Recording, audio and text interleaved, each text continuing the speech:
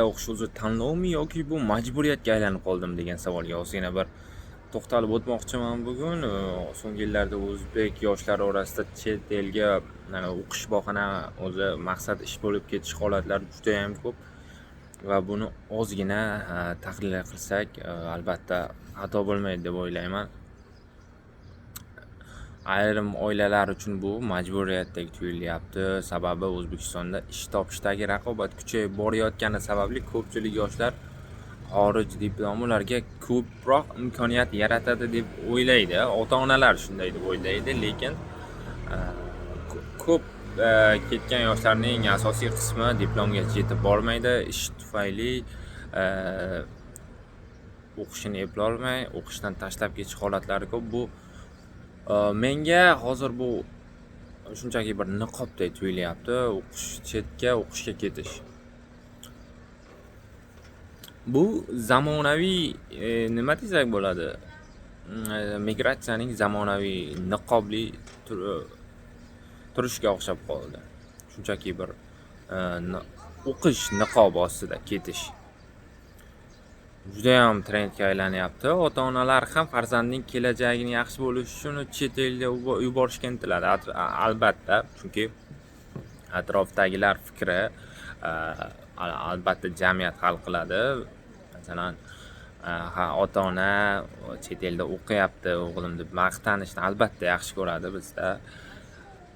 Bu ularga qandaydir reputatsiya berishi mumkin, obro' berishi mumkin, lekin faqat nomi bor uni.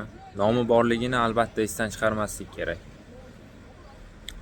Ko'p ketayotgan yoshlarimiz, ayniqsa mana Koreyaga ketdi. Koreyani olaylik yoki Litva, Latviya, Polshadagi davlatlarni olsak, ular asosan reytingi past bo'lgan, diplomi deyarli umuman qiymatga ega bo'lmagan o'qishlar, ko'plab yoshlar ketayotgan, top universitetlarga ketayotgan yoshlar u alohida mavzu.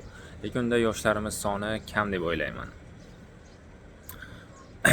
Ayrim yoshlarimizni esa o'zi tanlov qilyapti, oilasiga yordam berish yoki xorijda daromad topishni prioritet sifatida qo'yib, xuddi shu albatta o'qish bahona ketish oson albatta. Shuning uchun yoshlar shunaqa tanlov qilyapti. Mening fikrimcha esa chet elda o'qish shunaqa majburiyatga aylanib qolmasligi kerak deb o'ylayapman. Shaxsiy tanlov bo'lishi kerak. Insonlarni ota-onalar majburlab chet elga yuborishyapti. Hozir bolalarni albatta o'qish bahona ishga aytib o'tganimday. Bu esa ancha qiynab qo'yyapti yoshlarimizni.